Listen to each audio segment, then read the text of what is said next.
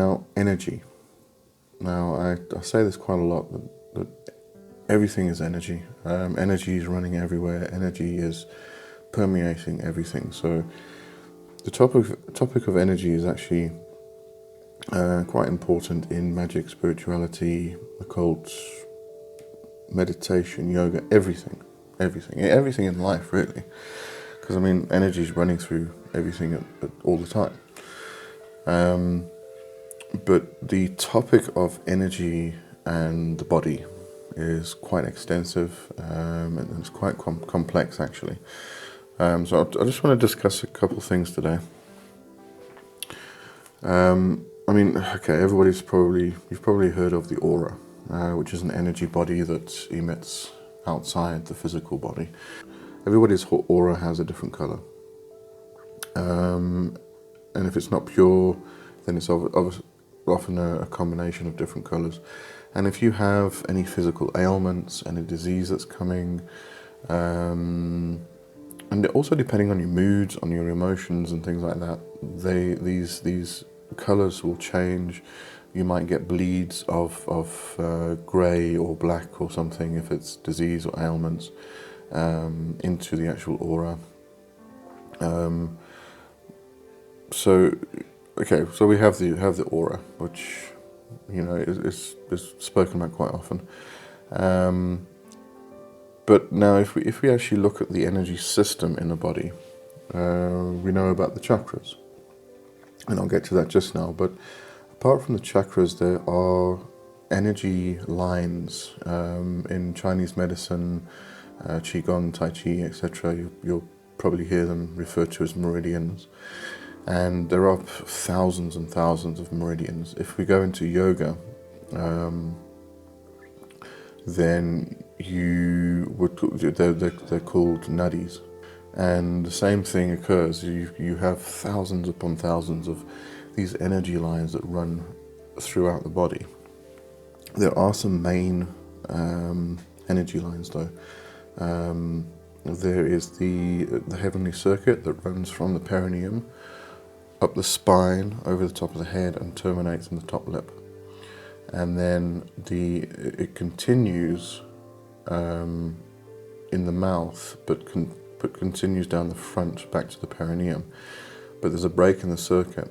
So during a lot of energy practices, Tai Chi, yoga, etc., what we often do is we touch the tongue to the roof of the mouth, and this actually completes the circuit, and then the energy can flow through the heavenly circuit.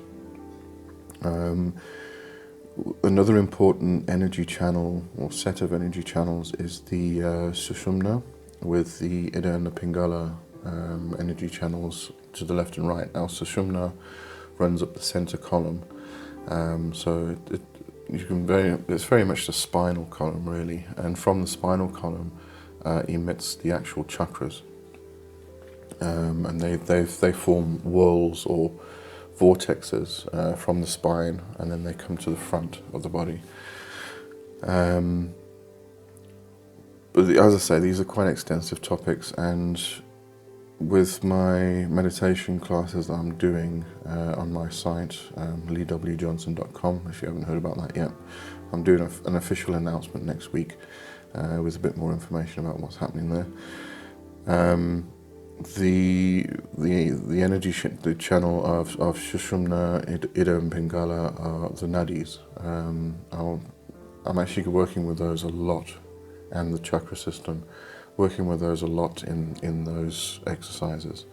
So, as I say, the amount of energy, the meridians, the nadis, the energy lines that flow through the body are extremely extensive.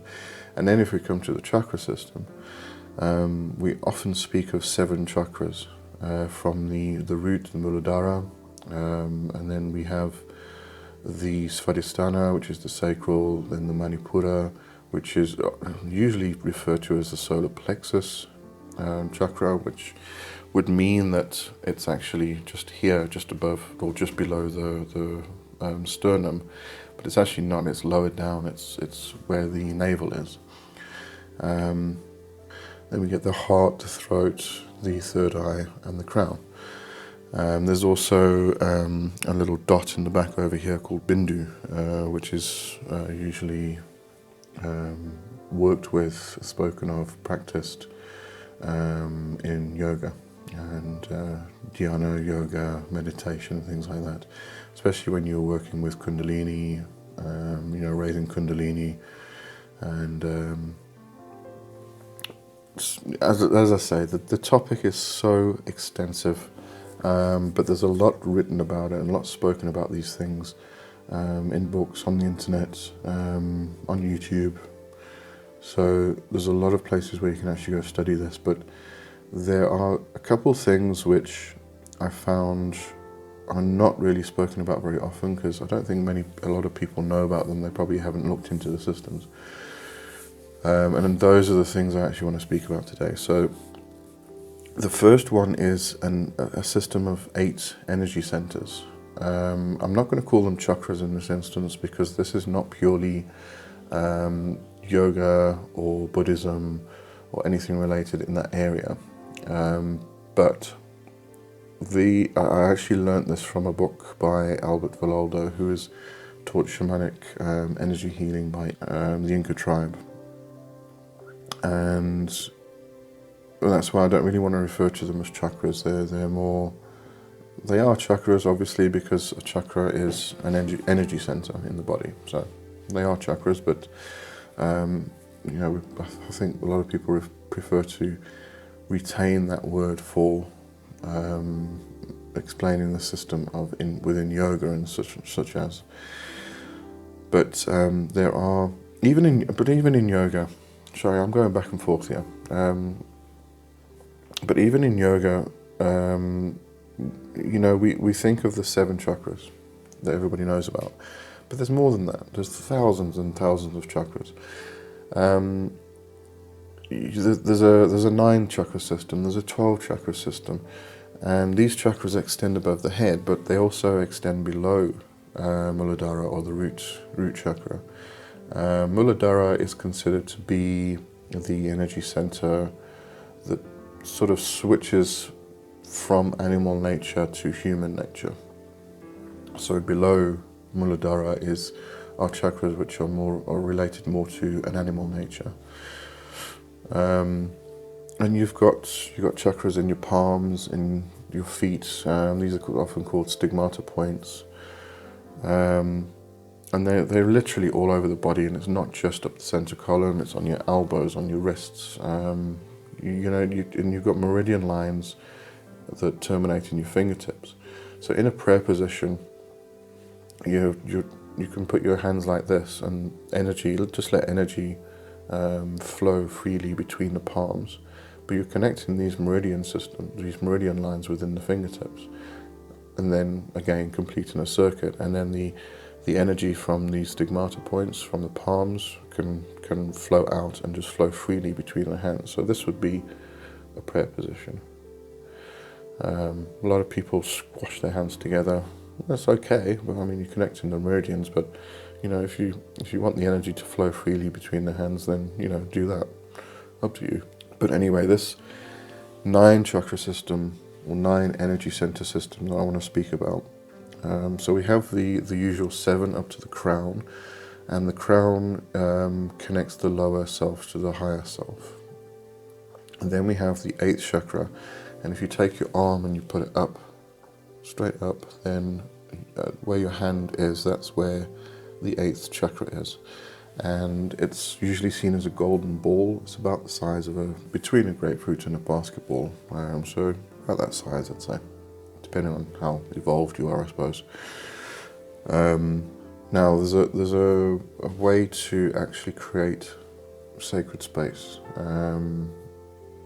from this 8th chakra. So what you do is you would just stand up straight and put your hands in prayer position, and just breathe for a while, let the energy start to move, and then you would push your hands up to that space, into that chakra, turn your hands outwards, and then pull it out.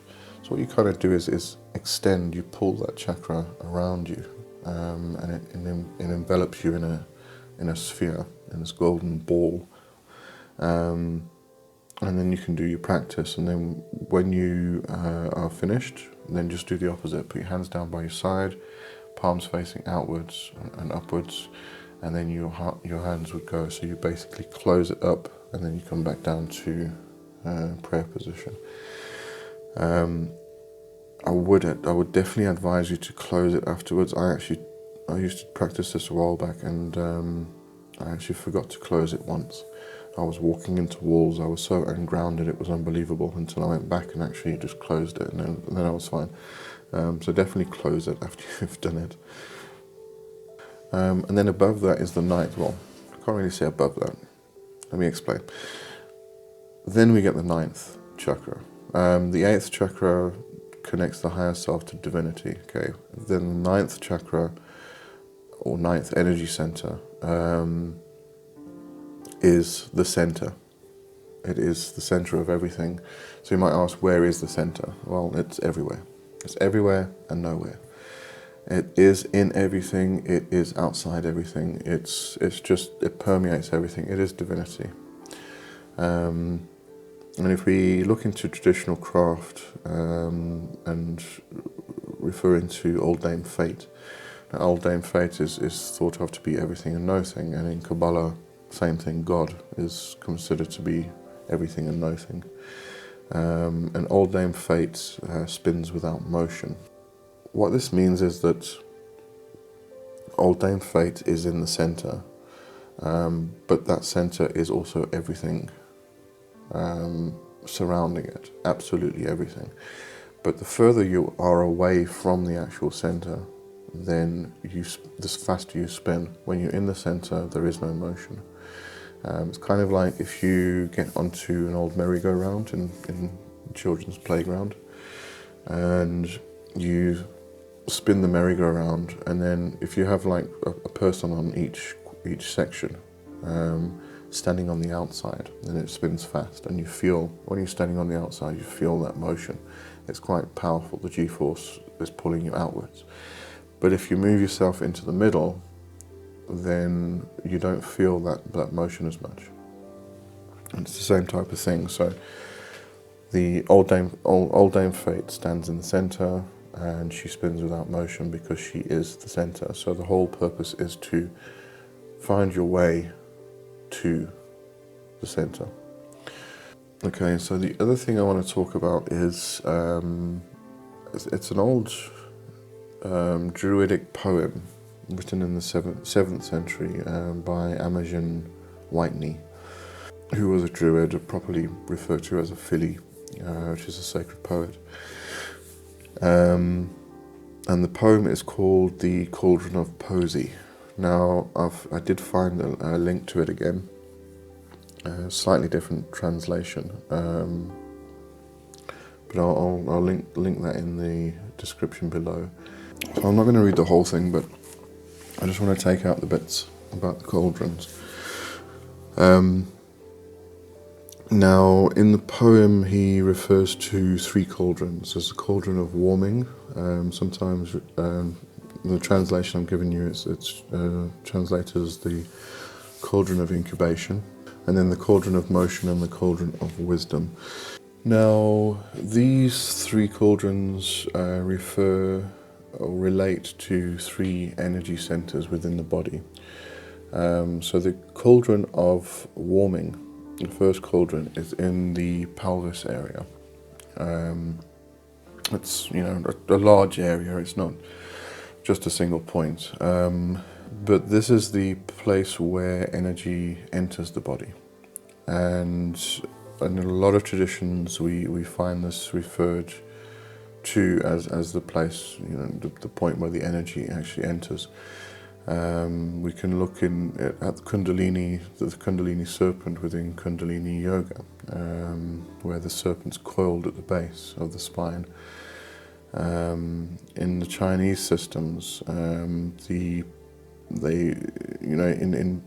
Taoist practices, they speak of a cauldron filled with water, and as you heat it up, the steam rises up the spine into the head.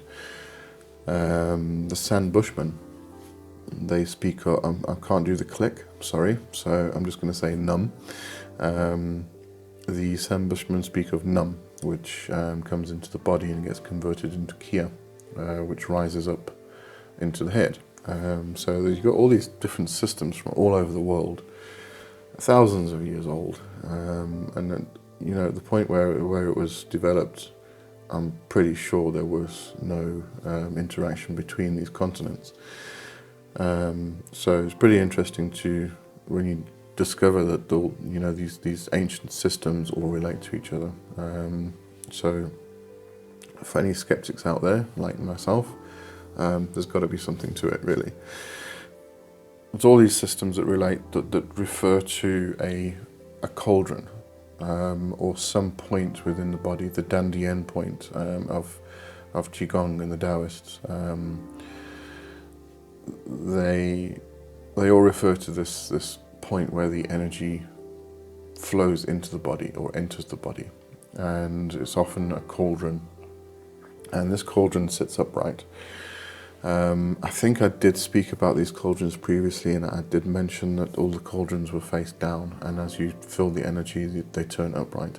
If you do find that video, and I did say that, then I do apologise. The cauldrons are actually facing different directions in the body.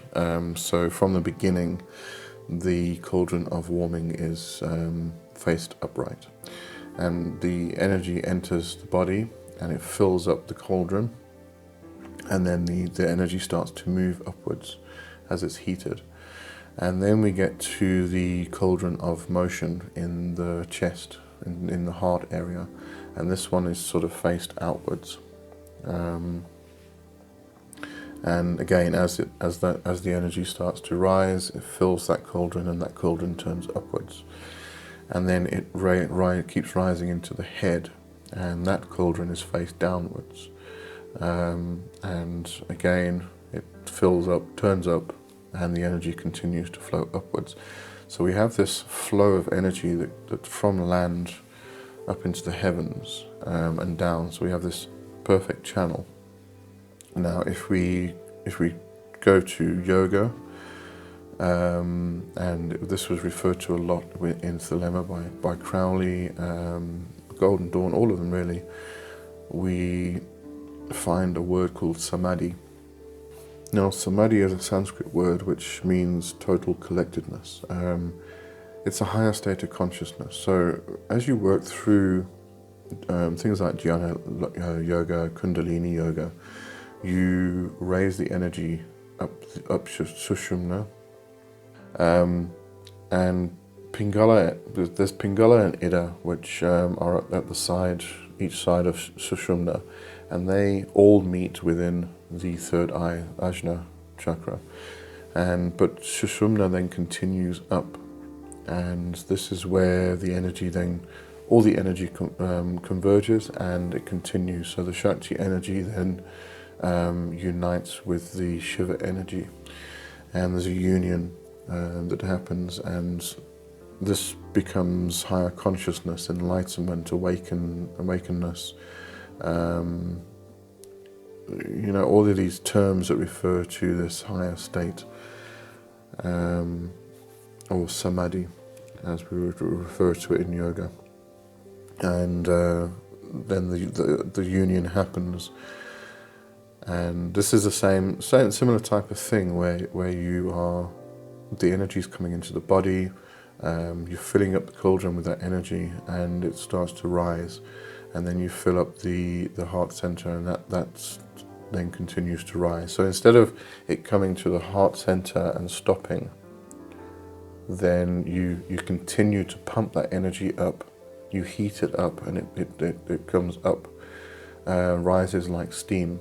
And as it fills that cauldron, then that turns upwards, becomes light, and then the energy continues to rise up like steam again, filling the cauldron, and it turns up, and then the energy continues to go through. And so we again find connections between all of these ancient systems. Now, to work with these cauldrons, to actually raise that energy so that we have it flowing through from land to sky, through to Samadhi, etc. I would suggest taking a long period of time. I mean, this could take years actually.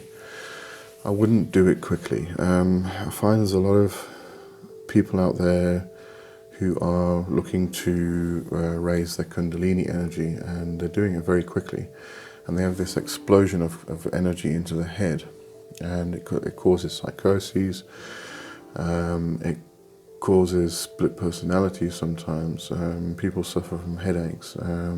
Now, when you're working with the system over a long period of time, this can happen. You do get spikes.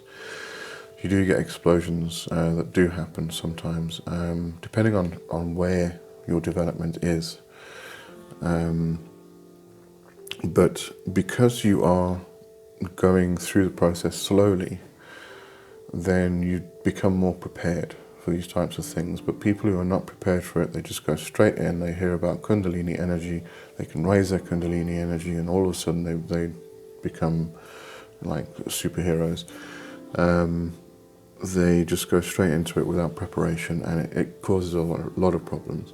And this is what my video course on my site is all about. But I'm going more into yoga systems, pranayama, and following the old systems that were specifically designed for this. But there is something called fire breath, and you find a lot of systems talking about the fire within, inner fire and things like that. If you want to work specifically with these 3 cauldrons of Amergin White-knee, then I have a little practice which you can do. As I say, take your time with this, practice it slowly. Just let the energy build up within each one. What you might find is that as a cauldron starts to tip up, when you stop practicing for that day, it'll just tip back down again, because the energy cools down and moves back down. But you want to slowly move that energy up so that it continues to grow, to rise, and as it rises through the system, then it will eventually continue to flow upwards and then continue onwards. There's no practice involved, there's no meditation needed, there's no need to actually continue trying to raise that energy. It will just continue to flow. And as I say, in the video courses I'm doing, we raise the energy from chakra to chakra, up Sushumna through the nadi, and raise it up slowly and build it up so that as it passes, as it breaks, kind of like breaks through a chakra, then it moves up to the next chakra. But it does fall down, and you have to keep practicing, but eventually it gets up to the next one, and then it goes up to the next one, and then it goes up to the next one. So you keep raising it up. But with the 3 cauldrons as a practice that I used some years ago. Okay, so all you do is you stand upright, shoulder width apart. Just tuck your butt in slightly so that your back's up straight, and tuck your chin in slightly so your neck continues with so your spine is completely straight. And then place one hand, your right hand, on your heart center and your left hand on your will center, so it's just below your navel. And then touch the tip of the tongue to the roof of the mouth, so you complete that circuit as well, the heavenly circuit. Just relax the lower jaw so that your teeth aren't touching or clenched together. And then all you do, just use a bit of visualization. So just imagine, as you breathe in, imagine the energy entering the body into this cauldron in your pelvis area. And as you breathe in, you're stoking a fire underneath this cauldron. So as the fire becomes hotter and hotter, then it heats up the cauldron, and steam starts to rise up your spine, and that fills the cauldron in the heart, the cauldron of motion. And as it fills up more and more and more, and then it starts to tip upwards to hold that energy. And you just keep breathing, and it continues to flow into that cauldron of motion, and then the energy starts to rise up to the cauldron of wisdom, and then that starts to fill up, and as it fills up it turns upwards, and then the energy continues up. And this is actually very similar to a Taoist meditation. Within that practice, what you do is it's a similar thing. As you breathe, the energy comes into the dantian, which is just below the navel. It stokes a fire under a cauldron which is filled with water, and as the fire heats up the water, it becomes steam. So the steam rises up the spine into the head, and it collects in the head, and it becomes a cloud. Now, if you don't connect the heavenly circuit with the tip of your tongue to the roof of the mouth, what happens is you often get headaches, because the energy just builds up and keeps building up into your head, but it forms this cloud, and as the cloud builds and builds and builds, it then starts to rain. So the steam goes up the spine, collects in the head, and then you connect the heavenly circuit, and then the energy starts to move down the front of the body. Now, there are a lot of practices called fire breath, or the fire within, or the inner fire. There are a lot of practices to actually stoke this fire and get it moving around the body. And obviously also depending on which energy system you're using. It's quite often the heavenly circuit where you're moving the energy up the spine, into the head, over the crown, down the front of the face, and then down the front of the body. So I'll probably speak about some of those as well in future videos. There's a very good one in, what's her name? Melinda Tunashind, I think her name is. I'll dig out the book. But she was a follower of Don Juan Matus. Now, if you haven't heard of Don Juan Matus, then you might want to look into Carlos Castaneda's books. That was his teacher. So this is going into the Toltec warrior path and Nagualism. But she has a very interesting book called The Rainbow Serpent. And the practice of the inner fire is in that book. So I'll probably speak about that one. There's some others as well. I'll probably refer to those and just give you those practices. But as I say, don't just fly into this practice of fire breath or inner fire. If you do it too fast, if you move the energy up too fast, it can cause some problems, some difficulties, to the point of split personalities and psychoses. So just take it slowly. Take your time. There's no rush. This isn't instant coffee or fast food. This is working with energy that has systems that have been developed thousands of years ago and over thousands of years, and it's a point or practices to create enlightenment, and we don't need enlightenment immediately. Don't need it today. You can have it a few years from now. And if you are working on this process of enlightenment, or trying to reach Samadhi and things like that, you might not even get to it in this lifetime, and there's nothing wrong with that. In yoga practices, you might often find that they speak about what stage you got to in your past life. So, especially in like Kundalini Tantra, you might find that one person is more developed than another one. So their Kundalini, their Shakti energy is raised to a certain point. It might be the heart center. But other people might be lower, the navel.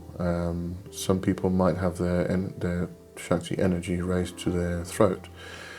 And it's all dependent on what you practiced in a previous life or your previous lives, and what point you actually got to. That continues into this current life.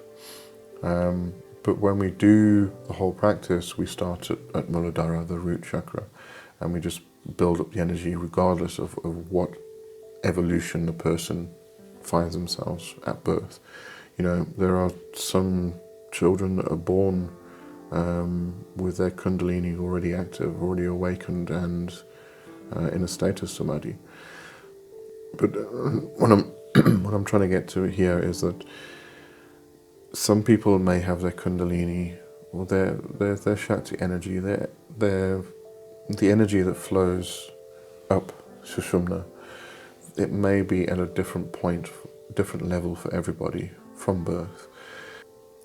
So, as I said, just take these practices slowly. Don't expect anything to happen immediately. Don't try and make things happen immediately. Just work your way through it. And you'll get there. There's no rush. Really, there's no rush. And that's what I wanted to discuss about energy centers and the cauldrons and things like that. And I love all these tie-overs between these ancient traditions and ancient practices. And yeah, okay, that's it. Thanks for watching, and I'll see you in the next video. Cheers.